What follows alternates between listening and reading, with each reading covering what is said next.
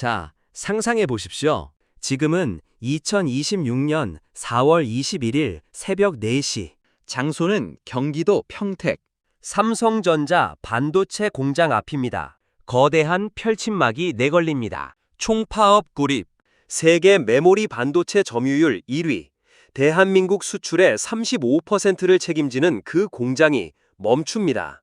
그리고 바로 그 순간 지구 반대편 월스트리트의 투자자들이 스마트폰을 집어들기 시작합니다. 그런데 말입니다. 이 파업 단순히 월급 더 달라는 이야기가 아닙니다. 전문가들은 말합니다. 신뢰, 투자, 공급망, 국가 경쟁력까지 동시에 건드리는 사건이라고. 그리고 더 충격적인 건 이 파업의 진짜 피해는 장부에 보이지 않는다는 겁니다. 여러분, 혹시 아시나요? 삼성전자가 멈추면 우리 월급날이 바뀔 수도 있습니다. 그리고 거기에 노란봉투법이라는 폭탄이 얹혀 있습니다. 지금부터 낱낱이 파헤쳐드립니다. 이 파업에 보이지 않는 진짜 피해, 그리고 노란봉투법이 대한민국 경제에 어떤 도화선이 될 수 있는지. 반갑습니다. 오늘의 경제 뉴스입니다.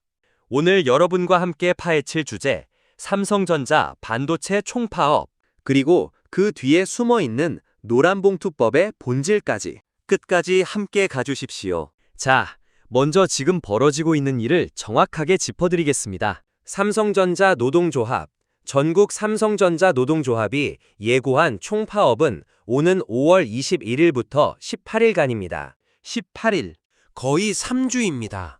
노조의 요구는 무엇이냐? 영업이익의 15%를 성과금으로 지급하고 그 상한을 없애라는 겁니다. 올해 삼성전자의 추정 영업이익이 3,005조 원이라고 하죠. 15%면 얼마입니까? 45조 원입니다. 그런데 말입니다. 45조 원이 어느 정도 규모인지 감이 오시나요?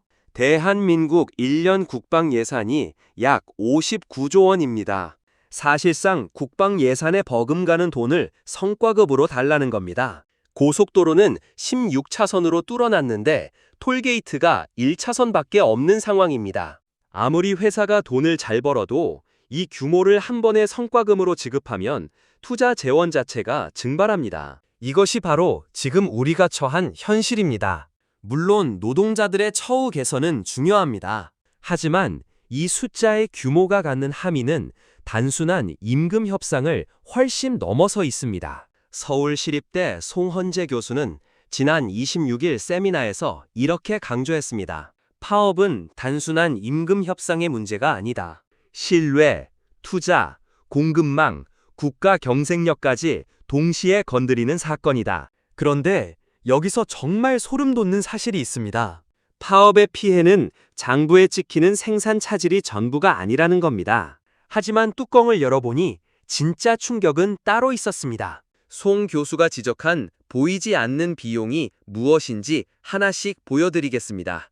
첫 번째, 신뢰 자산의 소멸입니다. 반도체 산업에서 공급업체를 선택하는 기준이 뭔지 아십니까? 가격이 아닙니다. 안정성과 신뢰입니다. 고객사들은 공급업체를 한 번 바꾸면 엄청난 시스템 구축 비용과 공정 검증 기간이 필요합니다. 그러니 웬만하면 안 바꿉니다. 그런데 파업으로 공급이 흔들리면 한 번 재편된 공급망은 되돌리기 어렵습니다. 주문 감소가 아니라 구조적 이탈이 일어납니다.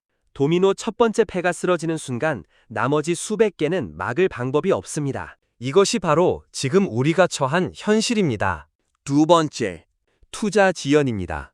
생산과 수익의 불확실성이 커지면 설비 투자와 R&D 집행이 지연됩니다. 지금 전 세계는 AI 반도체 주도권을 두고 엔비디아, TSMC, 인텔이 사활을 건 초패권 경쟁 중입니다. 이 경쟁에서 한 박자만 늦어도 어떻게 됩니까? 달리는 기차 위에서 엔진을 갈아 끼우는 것과 같은 미친 짓을 해야 하는 상황이 옵니다. 그때는 이미 늦습니다. 이것이 바로 지금 우리가 처한 현실입니다. 세 번째, 협력사 생태계 붕괴입니다. 삼성전자와 연결된 소재 부품 장비 협력사가 무려 1,754개입니다. 삼성이 멈추면 이 1,754개 회사 모두가 흔들립니다. 협력사 직원들, 그 가족들까지 생각하면 그 파급 효과는 천문학적입니다. 겉은 멀쩡해 보여도 속이 썩은 나무처럼 건드리는 순간 와르르 무너집니다. 삼성전자 파업이 그 첫 번째 충격입니다. 이것이 바로 지금 우리가 처한 현실입니다. 네 번째, 외국인 투자 감소입니다. 반도체는 국내 수출의 약 35%를 차지합니다. 글로벌 투자자들이 한국 시장 전반을 불안정하게 인식하면 외국인 투자 감소, 자본 조달 비용 상승으로 이어집니다. 이건 삼성만의 문제가 아닙니다. 대한민국 전체의 문제입니다. 바로 여기서 소름 돋는 반전이 등장합니다. KB증권의 분석을 보면 삼성전자 파업 발생 시 글로벌 D램 공급이 34%, 낸드는 23% 감소할 것으로 추산됩니다. 34%가 작아 보이십니까?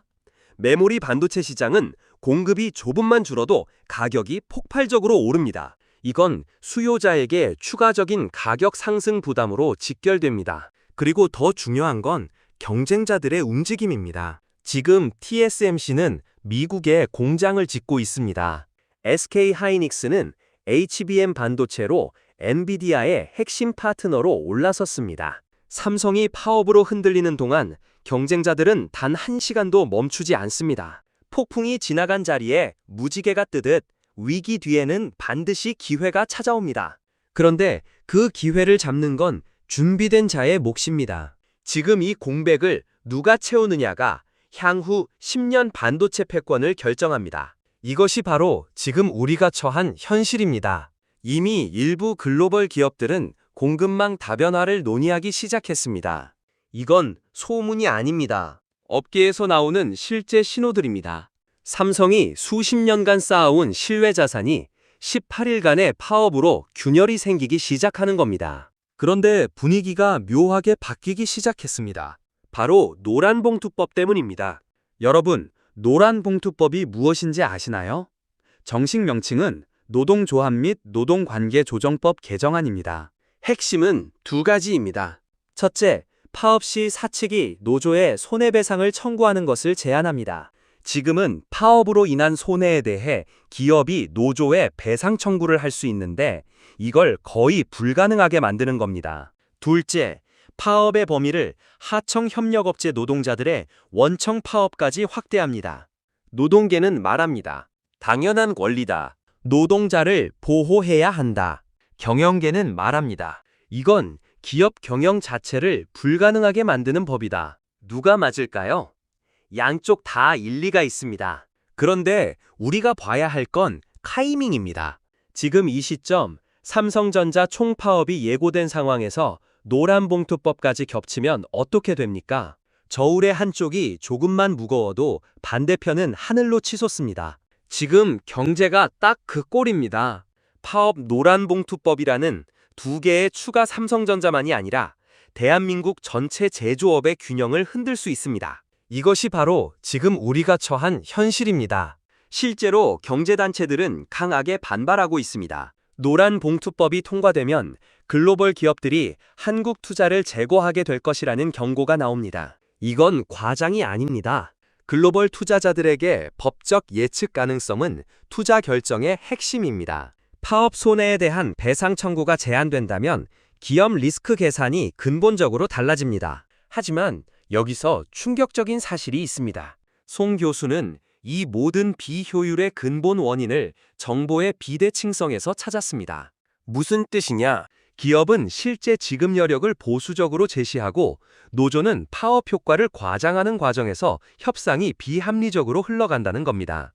양쪽 모두 진실을 모른다는 거죠. 아니, 더 정확히는 양쪽 모두 자신에게 유리한 정보만 본다는 겁니다. 눈덩이는 처음엔 손바닥만 하지만 언덕을 다 내려올 때쯤엔 집채만 해집니다. 정보의 비대칭이 쌓이면 쌓일수록 협상은 더 멀어지고 파업은 더 길어집니다. 이것이 바로 지금 우리가 처한 현실입니다. 그렇다면 해결책은 없을까요? 송 교수는 구체적인 방안을 제시했습니다. 성과급 산정 기준의 객관화와 정례화, 구간형 성과 공유제 도입, 독립중재검증위원회 상설화, 노사 공동투자위원회 운영, 그리고 파업 전 의무적 냉각 기간과 신속 조정 절차입니다. 이 중 가장 핵심은 투명성입니다.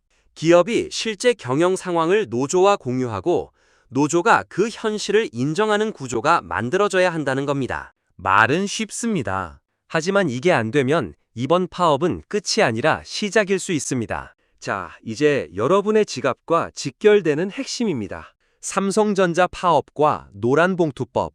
이게 평범한 직장인, 투자자, 자영업자에게 어떤 영향을 미치는지 정리해드리겠습니다.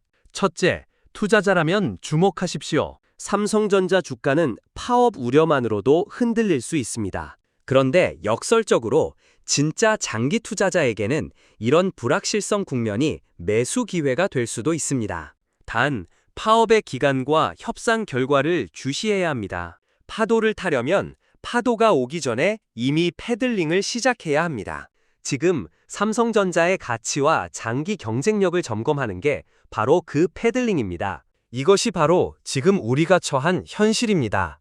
둘째, 반도체 관련 산업 종사자라면 공급망 변화를 예의주시해야 합니다. 특히 협력사 종사자라면 이번 파업이 자신의 회사에 미치는 영향을 미리 분석해두는 것이 중요합니다. 셋째, 일반 소비자도 영향을 받습니다. 드램과 낸드 공급 감소는 스마트폰, 컴퓨터, 가전 가격 상승으로 이어질 수 있습니다. 지금 당장 구매 계획이 있다면 타이밍을 재고해 볼 필요가 있습니다. 지금부터 진짜 돈 되는 이야기를 해보겠습니다. 노란봉투법은 찬반이 극명하게 갈립니다. 그런데 어느 쪽이든 감정적으로 접근하면 본질을 놓칩니다. 찬성 측의 논리를 공정하게 봅시다. 한국의 노동자 보호 수준은 OECD 기준으로 여전히 낮습니다. 파업권은 헌법이 보장한 권리이고 손해배상 청구를 무기화해 파업 자체를 불가능하게 만드는 현실은 개선이 필요합니다. 반대 측의 논리도 공정하게 봅시다. 글로벌 경쟁이 치열한 제조업 환경에서 파업 리스크가 무한대로 커지면 기업들은 한국 대신 다른 나라를 선택합니다. 제조업 공동화는 일자리 감소로 직결됩니다. 열심히 사다리를 오르다 보니 사다리가 엉뚱한 벽에 기대어 있었습니다. 노동자를 보호하려다 정작 노동자의 일자리가 사라지는 역설. 이게 노란봉투법의 딜레마입니다. 이것이 바로 지금 우리가 처한 현실입니다. 결국 핵심은 균형입니다. 노동권 보호와 기업 경쟁력 유지.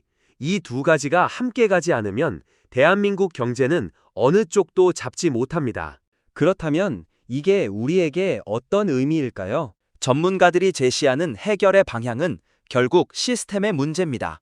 송 교수의 말처럼 삼성전자 파업 문제는 한국 반도체 산업이 직면한 시스템의 문제입니다. 임금이 문제가 아니라 그 임금을 결정하는 구조와 신뢰가 문제입니다. 성과급 산정 기준이 불투명하고 노사가 서로 다른 숫자를 보고 있는 한 파업은 끝나도 다음 파업이 옵니다. 올림픽 100m 결승에서 금메달과 은메달의 차이는 0.01초입니다. 경제도 마찬가지입니다. 삼성전자가 경쟁자보다 0.01초 늦어지는 것, 그 차이가 쌓이면 결국 판도가 바뀝니다. 이것이 바로 지금 우리가 처한 현실입니다. 노사 양측이 지금 당장 필요한 건 이겁니다. 투명한 정보 공유, 독립적인 검증, 그리고 단기 이익이 아닌 장기 공전의 관점. 이게 안 되면 결국 손해보는 건 노조도 회사도 아닙니다. 대한민국 경제 전체입니다. 자, 오늘 우리가 함께 살펴본 내용을 정리해드리겠습니다. 삼성전자 총파업. 표면적으로는 45조 원 성과급 요구의 노사 갈등입니다. 하지만 그 이면에는 신뢰자산의 소멸, 투자 지연, 협력사 생태계 붕괴, 외국인 자본 이탈이라는 보이지 않는 비용이 숨어 있습니다. 그리고 노란봉투법, 노동자를 보호하려는 선한 의도가 기업 경쟁력을 갉아먹는 악의적 결과를 낳을 수 있다는 딜레마. 찬반을 넘어 대한민국 경제의 균형을 어디서 찾을 것인가의 문제입니다. 여러분, 같은 씨앗을 심어도 언제 심느냐에 따라 수확이 1000배가 달라집니다. 지금 이 상황을 어떻게 읽느냐, 어떤 선택을 하느냐가 여러분의 미래를 바꿉니다. 이것이 바로 지금 우리가 처한 현실입니다. 부자와 평범한 사람의 차이는 행동의 속도입니다. 이 영상이 도움이 되셨다면 구독과 좋아요, 그리고 알림 설정 부탁드립니다. 그리고 여러분은 이번 삼성전자 파업 어떻게 보셨나요? 댓글로 여러분의 생각을 남겨주십시오. 선택은 여러분의 몫입니다. 오늘의 경제 뉴스였습니다. 감사합니다.